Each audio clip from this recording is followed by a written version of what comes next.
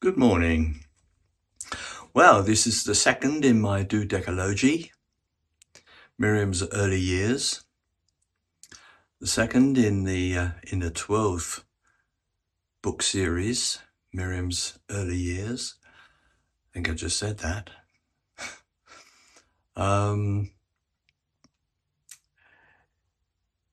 It's the first one that actually was one of 6 bestsellers, which pleased me greatly, of the series. The second one being the one that follows this, Holloway.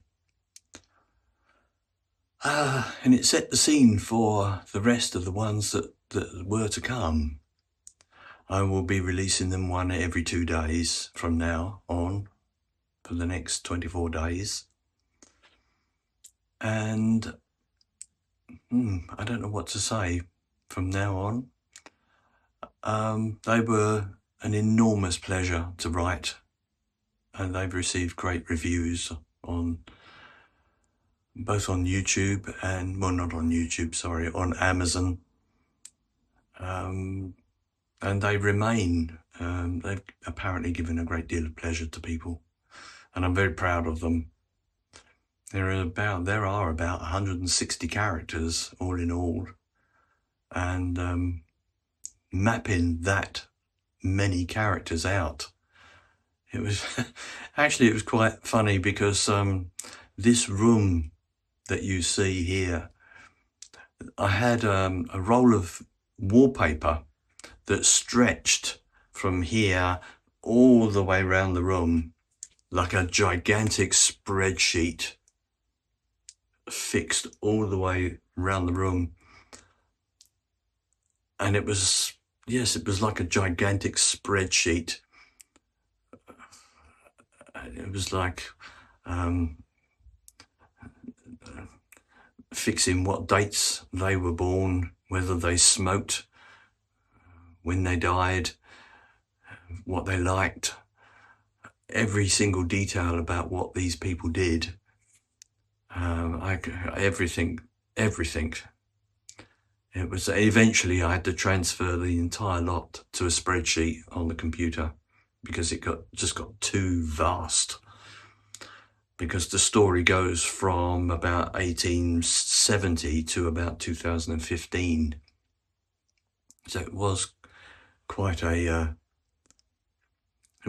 job. The one I'm writing at the moment is Mary's story, which is Miriam's daughter, who was born in 1937. So this one is particularly difficult because I'm having to, writing it in 2025, I'm having to make sure all the details from 1937 onwards match up with everything that went before, which basically means rereading everything from 1937 onwards, which is difficult. But I'm managing about 1,000 or 2,000 words a day. So it might be ready after Christmas, but we'll have to see. Anyway, I'm waffling, as usual. I'm waffling. Anyway, today is Miriam's early life and runs from about 1907, just before the beginning of the Second World War, where tragedy strikes. But that's all I'm giving away for now. Enjoy. We often think of history in terms of these huge, sweeping events, wars, revolutions, the big stuff. Right, the grand narrative. Exactly. But what happens when those massive external forces, like, say, the shadow of World War I, or just the brutal economics of poverty, what happens when they collide with the quiet domestic life of one working-class family?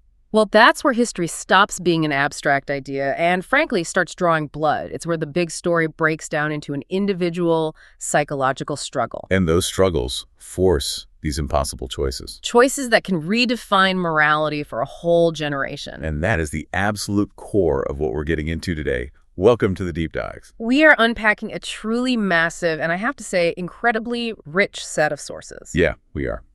They detail the early life of Miriam Burrow and her family in Stretford, East London. We're covering a huge period here, from her parents' marriage in 1906 all the way through to the cusp of 1939. And this isn't just a biography. You can almost see it as a shortcut to understanding the intense, grinding pressures of life back then. Poverty, huge social change, and the secrets that get buried within four walls. So what's our mission with this deep dive? Our mission is to trace the journey, both psychological and physical, of Faith and Percy Burrow, who are the foundation of this family. We're going to focus on the home they struggled to build at 10 White Road. Okay. We'll look at the very different lives of their four daughters and how trauma, whether it's war, an industrial accident, or just a personal crisis, reshaped everything. And there's a key figure here, isn't there? Percy's twin brother. Oh, absolutely. Bertram, he is vital. He serves as this living, breathing, and very successful moral counterpoint to Percy's honest, grinding struggle. It's a fascinating dynamic. And the detail in these sources is just so intimate. We're talking domestic disputes, sibling rivalries, crushing poverty, wartime trauma, and these moments of really surprising moral compromise that, they really define the era. Right. And these are the foundational traumas that set the stage for the rest of Miriam's life, which we'll get into in later dives. But for now, we're digging into how those seeds were first sown. So let's start at the beginning. The foundation. Percy and Faith. They get married in 1906. And before we even get to their jobs or where they lived, there's this critical detail right at the start. The dyslexia. Exactly. Both of them shared the condition of dyslexia, and you have to think about what that meant for a working-class couple in the early 1900s. This has been a huge barrier. A massive, invisible one. Percy was a laborer with the council, and Faith was a very skilled seamstress, so their practical skills were excellent. But in an era where any kind of social mobility might depend on paperwork, on literacy. It just reinforced the limitations of their class. It kept them locked in. And they start their married life in less than ideal circumstances. That's putting it mildly. They spend 7 unsatisfactory and inconvenient months living with Faith's aging parents, George and Florence Fry, at 16 Vernon Road. The classic in-law situation. A textbook case. The friction wasn't just about a lack of space. It was a total clash of lifestyles. Okay, how so? Well, Percy, after a long physical day's work, just craved quiet. His idea of luxury was simple, looking at the pictures in his gardening books, eating supper, smoking his pipe. Peace and quiet. And he wasn't getting it. George and Florence insisted they all socialize downstairs every night. It was an older, more communal way of life that just grated on him. But the source pinpoints a very specific trigger for them finally moving out. It does, and it grounds the whole thing in this very real human need. It wasn't just the noise. The final straw, the driving force, was Percy's extreme sexual frustration. The lack of privacy. The total lack of privacy. And he acted fast. He put a deposit down on 10 White Road, just 4 roads away, basically choosing their immediate private needs over any kind of family obligation. So they escape the in-laws, but 10 White Road is... It's no paradise. Yeah. It sounds like they moved into a disaster zone. A total shambles. It was a reflection of the previous family who clearly didn't care for it at all. The exterior was daunting. Dilapidated gardens, rusting railings. Unpainted shed. The brickwork on the south side needing serious pointing. Just a picture of slow, steady decline. And inside sounds even worse. Oh, it was chaos. Walls stained with soot and grease, cracked linoleum, a damp, low, sloping ceiling. Peeling paint everywhere. But there's one image that really stands out. The huge pyramid of soot outside the scullery door. A pyramid? I mean, that suggests years of filth. Exactly, just piled up neglect. And Faith, being the skilled seamstress with an eye for detail, she immediately becomes the domestic general. She starts pushing Percy relentlessly on improvements. And this isn't just about making it look nice. This is about respectability, about health. It is. Percy gets to work. It takes him 2 full days just to replace all the old lead piping. Which was a serious health hazard. A huge one. And he builds new shelves and cupboards. Faith even insists on replacing the kitchen sink because the rough one could hurt a baby's bottom. You can see her focus is already on the future, on creating a safe home. And they're dealing with these hidden dangers, too, from the Victorian era. Yeah, that sickly green wallpaper. Right. What was the deal with that? Arsenic? It was a very real fear. A pigment called Sheila's green, used by Victorian decorators, was loaded with it. So getting rid of that wallpaper wasn't an aesthetic choice, it was survival. Wow. So establishing a home was literally about getting rid of poison. In some cases, yes. It required constant vigilance. In the middle of all this work, what's their first taste of modern luxury? For Faith, it was a new gas cooker, and this was a game changer. No more stoking a fire. Exactly. It relieved her of the tedium of all that. It freed up so much time and energy. It was a huge step toward modern domestic life. But Percy has a slightly different priority, doesn't he? A bit of what the sources call endearing folly. He does. On moving day, when Faith is probably desperate for things like carpets, Percy goes out and buys a cherry tree. A cherry tree. He plants it in the garden. He has this vision of summer shade and cherry pies. It's this gesture of long-term, simple, domestic optimism. How did Faith feel about that? She was immensely annoyed. But it says so much about Percy's character, his simple desires. Now, this is where we get to the heart of the story's moral conflict. Percy and his twin brother, Bertram. Bert, this is the critical piece of the puzzle. It defines the whole moral landscape for Miriam's generation. They were born on the same day, January 6, 1874, treated identically by their parents. And yet they turned out to be fundamentally, dramatically different people. Neighbors called them the Burrow mystery. So what was the contrast? Percy was honest, upright, forgiving. He believed in hard work and respectability. Then Bertram. Bertram was greedy, unstable, capricious, melodramatic, just the complete opposite in every way. And Bert's path, from the very beginning, was, let's say, less than respectable? Oh, much less. He was always in trouble. Fines for fighting, for drinking. He even did a short spell in an approved school for shoplifting. He was the family's wild card. But that path didn't lead him to ruin. No, it led to a very different kind of success. He was astutely intelligent, but he channeled all of it into underhand dealings. He inherits a house in Forest Gate and becomes a wealthy black marketeer. A flyboy. And he's supplying things people can't get otherwise. Exactly. Expensive or out-of-stock goods during times of scarcity. And in a very twisted way, this made him a kind of local hero. He's providing a service, albeit an illegal one. Right. But it came at a cost to the family's integrity. Faith hated his lifestyle. She was just glad she'd met the right twin. And the sources mention his relationship with Faith's sister, Betty. Yes, and this is very telling. He viewed Betty, the progressive suffragette, with complete contempt. And the source uses a very specific and very ugly term for that. It does, cherabed. And we need to be clear what that meant in Bert's world, in the rougher parts of the East End. It's a pejorative. An extremely vicious one. It was used to describe a woman he saw as loose, or, critically in Betty's case, someone who displayed non-traditional independence, maybe even homosexual tendencies. It's a term of extreme contempt, and it shows just how deep the divide was between Bert's world and Betty's. They only tolerated each other for family harmony. So you have this moral stage set, this conflict between the brothers, and then right away, Miriam's birth in 1907 complicates everything. It really does. Faith wakes up unexpectedly at 2 a.m. The midwife, a Mrs. Putter, she initially tells Percy everything's fine. But then comes the twist. The shocking twist. You have more than one child. We are not done yet. Twins. Percy knew it ran in the family, but it was still a shock. A shock, and then immediately a tragedy. The second twin, a boy, is breech. He's in distress, and when he's delivered, he's silent. And he's taken straight to St. Mary's Infirmary. Yes, and this is where we have to pause and really look at Faith's reaction, because the sources describe it as rigid and, well, frankly, shocking. She focuses completely on the healthy girl, Miriam. Completely, and she says this terrible, cold thing, I hope he goes quick. She saw him as a burden. A financial and emotional burden on their already fragile attempt to survive. It's an incredibly difficult detail to absorb, but it's the psychological core of her character, survival at any cost. So what does this do to Percy? How does he react to hearing his wife say that? He's visibly shocked. He's distraught. He's pleading for assurances about the boy, showing real paternal distress. But he gets no support. Her father steps in. Yes, George Fry. And he tragically reinforces Faith's decision.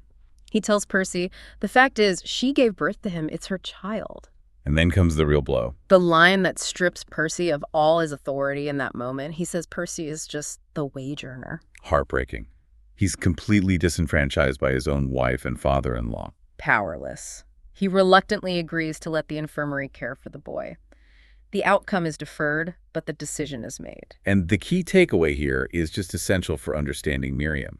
Her life begins under the shadow of this abandoned twin. It's a secret that gets buried immediately. And that burial defines their marriage, their different ways of parenting, and their capacity for guilt and compromise from that moment on. It's the silent trauma at the center of their home. So moving on from that foundational trauma, life at 10 White Road progresses. It's 1908, and Faith seems to be almost overcompensating. You can definitely read it that way. She indulges Miriam immensely, buying excessive amounts of secondhand clothes, making others, showcasing her skills as a seamstress. Percy even builds Miriam a cot, which they keep in the kitchen by the fire. But that tension between Percy's need for order and Faith's maternal focus, it surfaces again pretty quickly. It does. A small thing, but telling. Mhm. Miriam's restlessness, her kicking in the cot, it disrupts Percy's sleep. And for a man doing hard physical labor, sleep is everything. So he wants her moved. He insists she be moved to the small room next to theirs, a decision Faith did not take to at all. It feels like her anxiety about the lost twin is manifesting as this intense overprotectiveness of Miriam. I think that's exactly right. And it's clashing with Percy's very practical need for a controlled, orderly home. Percy is still trying to find his simple pleasures, though. Smoking his pipe, planning to teach Miriam the names of the birds in the garden, a tradition from his own father. But then Faith becomes pregnant again, very quickly. Only 17 months after Miriam. And after the trauma of the first birth, Percy hadn't wanted more children. He'd hope not, though he hadn't said it aloud. But then Emily arrives in March 1908. And this birth is different. Much different. It was an easy birth, no drama, and it leads them to feel like they finally have a perfect family. The sources even note that Percy, who had hoped for a boy, immediately discarded the thought when he saw her little scrunched-up pink face. Now let's bring in Faith's sister Betty, because she brings the wider political world into this very domestic story. Right. Betty is 32, single, employed. She represents this new progressive social movement. She's a committed suffragette. And this causes friction within her own family. A lot of friction. She has to hide her sashes and literature from her father, George, who thinks the movement has given her too much bloody liberation. It shows how disruptive these ideas were to the old patriarchal order. So what was Faith's take on all this political activism? It's so telling. She just prioritized domestic harmony. She questioned the whole point of it, asking Percy, what good would it do me? Her focus was survival. Completely. Cleaning, cooking, feeding her family. She didn't have the luxury of political abstraction that Betty, being single and employed, did. And as we've said, this political side of the family clashed with the criminal side. Betty saw Bert as a scrounger, and he despised her freedom. A complete ideological clash all under one family roof. Now, looking at the girl's childhood, Percy is very clear on discipline. Oh, yes. Miriam was a quiet baby, and Percy attributed that directly to his hard line and discipline. He even says the others will have to get used to it as well. But Faith's own experience with discipline was much more traumatic. It was brutal. She had memories of growing up in Poplar, of being caned for poor penmanship, of being physically humiliated in front of her class. She understood the difference between structure and cruelty, and she hated punishing her daughters. And Miriam herself develops this fierce protective temper very early on. She does. At age 5, she kicks an older girl for pestering Emily for sweets. Gets 6 strokes of the cane for it. And by 10, she's got a reputation. A tall and fierce girl no one ought to mess with. She learned early that in the East End schoolyard, fierceness was a necessary currency. And all of this is set against a backdrop of, well, constant tragedy. Yes, the story of the neighbor at number 8, Ada. It's so dark. She commits suicide by drinking bleach. After her child, Grace, died. She was suffering from depression. It's a reminder that death wasn't an abstract thing. It was happening right over the fence. Her husband, Sam, becomes silent, withdrawn.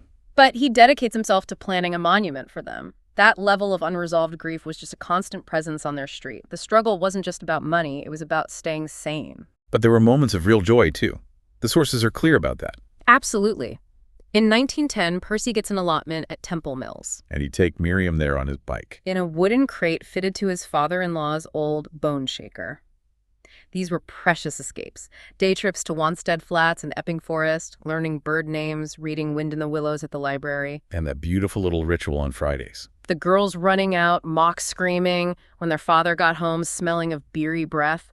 It shows that there was a real core of affection there, despite all the hardship. And then, in 1912, Miriam started school. A massive class of 60 children. And she quickly learns the alphabet and the lesson that you have to work hard just to keep your head above water. So as 1914 dawns, that domestic bubble at 10 White Road, it starts to get pierced by what's happening in the wider world. Right. The war is coming. Percy's reading the newspapers. The xenophobic Daily Mail, ironically Bert's favorite paper. But as the news gets worse, he starts mentioning it less and less. It's a classic avoidance strategy. And the situation forces some hard decisions at home.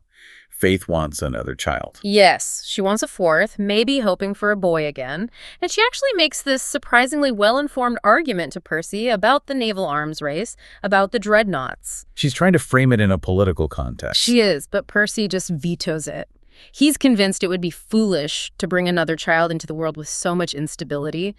The existing family security has to come first. And when war is finally announced in November, the public reaction is confusing for Miriam. Completely bewildering. She sees this madness, this happiness in the streets, and she can't understand it. She'd been taught war was evil. She instantly dislikes the recruiting officer who comes down their street. It's the moral clarity of a child seeing mass hysteria for what it is. Exactly, and wartime life changes things immediately. Longer queues for shopping, fear of food shortages. And Betty and Faith, despite their differences, they unite in knitting for the troops. They do, and those recruiting posters are everywhere. Every girl likes a man in uniform. The whole social order is shifting. But the violence of it all, it comes home in a very direct and very personal way for Miriam in 1915, the Dachshund incident. This is such a pivotal moment for her, more important than any battle happening overseas. She sees local boys throwing stones at a dachshund named Marmaduke. And they're shouting anti-German slurs at this innocent dog. And the senseless, petty, nationalistic violence of it. It just shakes her to her core. So she acts. She does. She thumps the tallest boy, breaks the mob mentality, and scatters them. It just cements that defining trait of hers.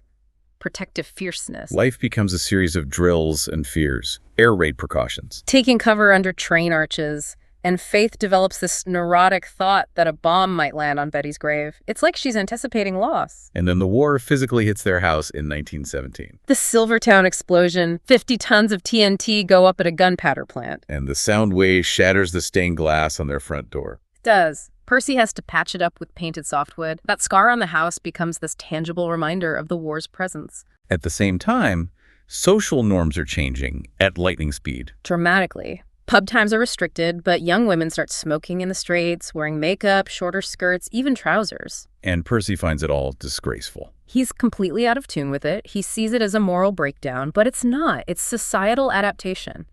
Women have to enter traditionally male jobs to keep the country running. Transport, factory. Mechanics. And Faith herself becomes part of this shift. Against Percy's wishes, she takes a part-time job cutting felt in a workshop. A calculated risk, knowing Percy. A huge risk, but she managed it. It eased the financial strain, and critically, she made sure his dinner was still on the table. So he eventually, reluctantly, accepted the unparalleled situation. But then, in the middle of all this, personal tragedy strikes the family hard in 1916. Betty dies, suddenly. She's 39, in a cottage hospital, an unknown illness. And Faith's reaction is extreme. Overwhelming grief. She flees the house. She's in a state of shock, muttering about needing a big, expensive Victorian funeral that they just can't have. Right, because of wartime scarcity. Exactly. The funeral is sparse, difficulty getting horses, coffins. It's a modest affair. The only touch of grandeur comes from her suffragette friends, who provide a massive wreath. And Percy has to manage all of this. He does. He has to manage Faith's grief and all the logistics.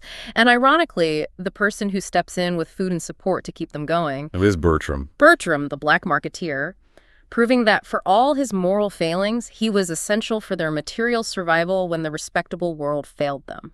So the war ends, but 1919 doesn't bring peace. If anything, it seemed to amplify the anxiety. It does. Post-war London was a grim place. Disfigured men begging on the streets, shortages continuing, and Percy is just checked out. He's irritable, exhausted, complaining constantly about his work. And this atmosphere of decay, it just overwhelms Faith. Completely. She's dealing with domestic drudgery, isolation, and her anxiety is through the roof, especially after a bad incident at school where Miriam gets the cane. It's a perfect storm of stress. And it reaches a breaking point in May 1919. Faith just walks out of the house. For 2 days, with no explanation when she returns. And this unexplained absence is the genesis of the family's biggest post-war secret.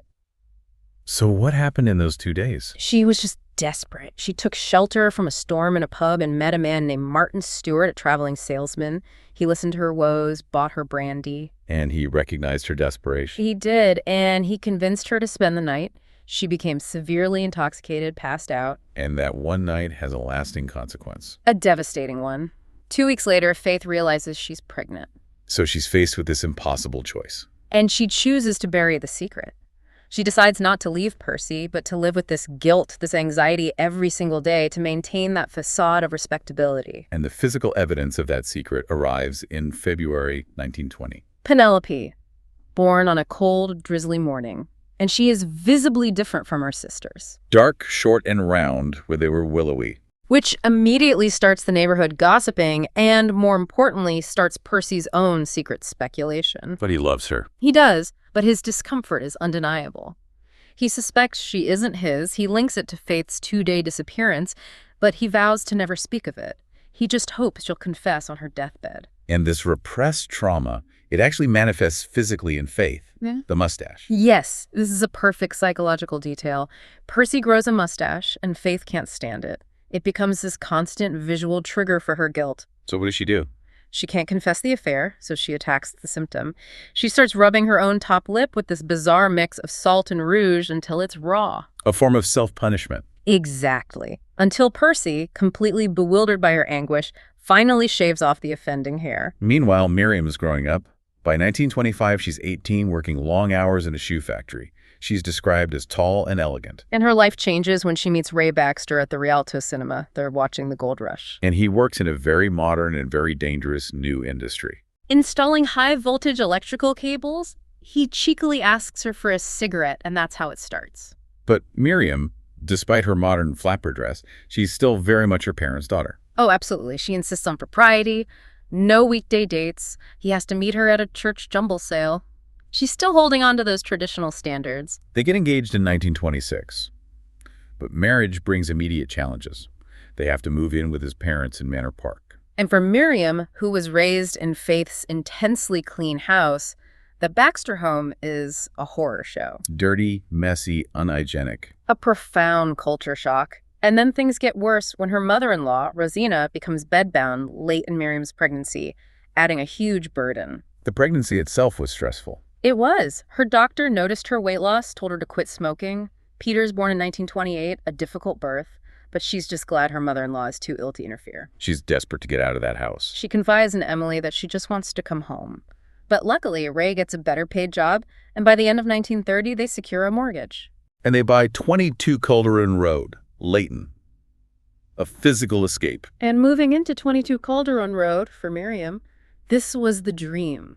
A symbol of her independence, her escape from the Baxters. It was just an average house, but it was hers. But even that wasn't straightforward. There was a sit-in tenant they had to get rid of. Mrs. Packett, who finally leaves, but leaves the upstairs rooms in a monstrous mess, so the work starts all over again. And then there's the neighbor, Miss Gibson. The cantankerous schoolmistress. She complains about everything, the noise, the wireless. And then she says something truly cruel. She calls little Peter an ugly little thing over the garden wall. And that just ignites Miriam's old temper. The same protective fierceness we saw at the Dachshund. It explodes into a screaming match, and Miriam starts throwing clods of earth at her. The source says she felt a great deal better after, a moment of necessary catharsis. Meanwhile, back at 10 White Road, Percy is getting more and more frustrated with his own life. He just feels outnumbered and out of tune with his 4 adult daughters. He complains the house feels like a mother's meeting. The world is changing faster than he can handle. It is. His younger daughters are pushing boundaries. Sarah leaves home for a shared flat, supposedly with a chaste, quiet, and godly coworker. But really it's to escape her parents and see a boy they disapprove of. A boy named Terry, who Faith calls selfish and disagreeable. And the political world intrudes again. Women over 21 get the vote in 1928. And Percy is utterly dumbfounded. The thing Faith dismissed years ago is now a reality. And Miriam can't resist teasing him about it. No, she maliciously tells him she's going to vote conservative just because he votes national labor. It really shows that generational rift. But all this tension, it's nothing compared to the crisis that's coming. Ray's accident in 1937. This is the central, ruinous event. He's working with high voltage, that new, dangerous technology, and a cable blows up. That's a crucial detail. This isn't an old world injury. This is a trauma inflicted by the modern industrial age. Absolutely. His friends bring him to the infirmary in a van, and what Miriam finds is just horrifying. Unconscious, his face absurdly red from ruptured blood vessels. Missing teeth, bloated, and this faint smell of burning. She even has this moment of confusion, wondering if she can smell her own kitchen, connecting this industrial horror back to her domestic world. And the doctors don't know what to tell her. No. Yeah. The prognosis is unsettlingly vague. He's out of immediate danger, but he suffered an extreme reaction. They admit the long-term effects of this kind of high-voltage shock are unknown. And those effects turn out to be catastrophic for their marriage. Immediate and catastrophic. Ray comes home withdrawn, moody, deeply resentful. He just sits motionless for days, a soulless automation. His personality is fundamentally changed. Completely. And the most chilling detail, he never once asks about the children. And their physical relationship ends. Over.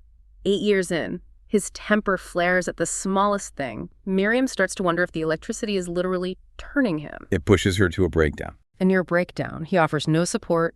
She becomes forgetful, even leaves baby Mary behind in her pram one day, which terrifies her. She flees to her mother's house. And she's ready to give up. To leave him, let the mortgage company take the house. But Faith, remembering her own flight years before, she intervenes. She persuades Miriam not to leave, and she offers a lifeline. She'll look after the children so Miriam can work. Because with Ray unable to work, they're facing dire poverty. Immediate and dire. The insurance money is gone. Miriam gets a respectable job at Pither's Bakery, but the pressure is too much. And this is where she finally breaks her own moral code. It's the final descent, driven by maternal desperation. With Mary sick, with Christmas coming and no money for anything, she rationalizes the unthinkable. She starts stealing bread from the bakery. Just bags of bread. But for her, it's agonizing. She has to face the fact that she is now a liar, a cheat, and now a thief. And Ray is completely gone, emotionally, when she suggests taking the kids to her mom's for Christmas. He refuses to go. His words are just ice cold. You do what you have to do. Take them. I'm not interested. The chasm between them is absolute. It is. And the chapter closes on this quiet, domestic scene. Miriam's knitting. Ray is upstairs asleep. And then the doorbell rings. The doorbell rings, and standing there are 2 tall policemen asking formally, Mrs. Miriam Baxter. The law has finally caught up to the compromises. So we've just witnessed this brutal, decades-long trajectory of the Burrow family. They started out as this young couple, full of a kind of working-class optimism. Right, trying to build a respectable home, dealing with dyslexia, poverty. Only to be just hammered by the wreckage of the Great War, and then this very specific modern industrial trauma that happens to Ray. And what stands out so profoundly is how those relentless external forces, the war, that new technology, the constant pressure of just being poor, how they just constantly eroded the family's internal principles, that facade of respectability they fought so hard for. Yeah. Faith buried these profound secrets to maintain that facade. The abandoned son, the truth about Penelope. She chose silence and this strange self-punishment over honesty. And Miriam, who starts out as this fierce protector, she fights so hard to keep her own family afloat after Ray is psychologically destroyed by that accident. And that fight leads her to break her own moral code. Her descent into theft-stealing bread, the most basic necessity to feed her children, it just shows how quickly your principles can yield when you're faced with the raw biological demands of survival. Exactly. Their stories really reveal that in that pressure cooker of East London life, even the best of intentions, they just give way to the simple imperative of getting through the week. Which leads us to our final provocative thought. The narrative ends on that cliffhanger, the police at the door. And you have to consider the profound irony. Miriam's first deliberate act of moral deviance, stealing bread, is driven purely by desperate maternal love. And it mirrors the methods her Uncle Bert used so successfully. The black marketeering. He used morally compromised methods to sustain the family during earlier times of scarcity. Her father, Percy, spent his entire life struggling against the very temptations that Bert just embraced. And now Miriam has committed a crime, not for profit like Bert, but for survival. So the question is, was her criminal act inevitable? Given the life she inherited, the trauma she endured, and the template set by her successful but corrupt uncle. Or does this just make her, like Bert, a more complex, a more compromised, but ultimately a more capable survivor? And that is something for you to mull over as you reflect on this really powerful and painful chapter in the Burrow family history. Thank you for joining us for this deep dive.